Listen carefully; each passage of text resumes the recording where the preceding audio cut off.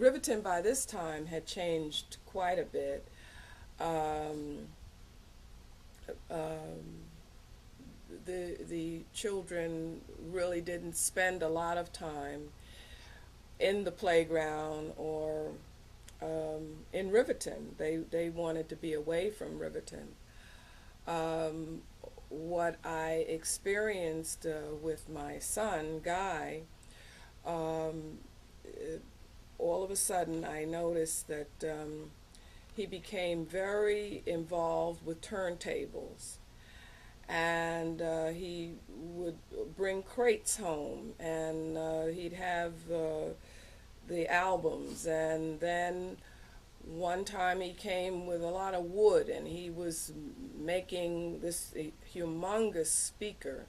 One day I passed the room, and I heard him um, chanting something, and I didn't. I thought it was a record. And when I looked in, I realized that it was Guy with the microphone. And what was happening very slowly was the fact that Guy, his friend La, and some other young men from the Bronx, they were all coming together. Guy built two big speakers, and they started holding these rap parties in the playgrounds. It was a big production, moving these big speakers out and the turntables and what have you. And I have to say, I know we were a tremendous disturbance to our neighbors because the music was so loud. I didn't understand what was going on until I realized that something was happening, and there was a level of skill that was involved in um, number one, making the turntable produce a sound, using the turntable as an instrument, and mixing records, taking a part of one record.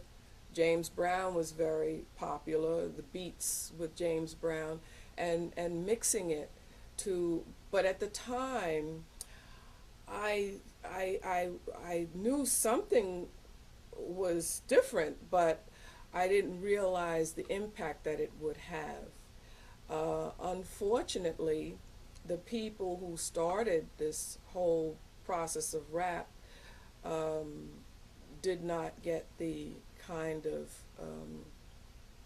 uh, credit. And unfortunately, one of the major people in this group called the Crash Crew, Daryl Calloway, and everybody called him La. He passed away, and my son went into the Navy.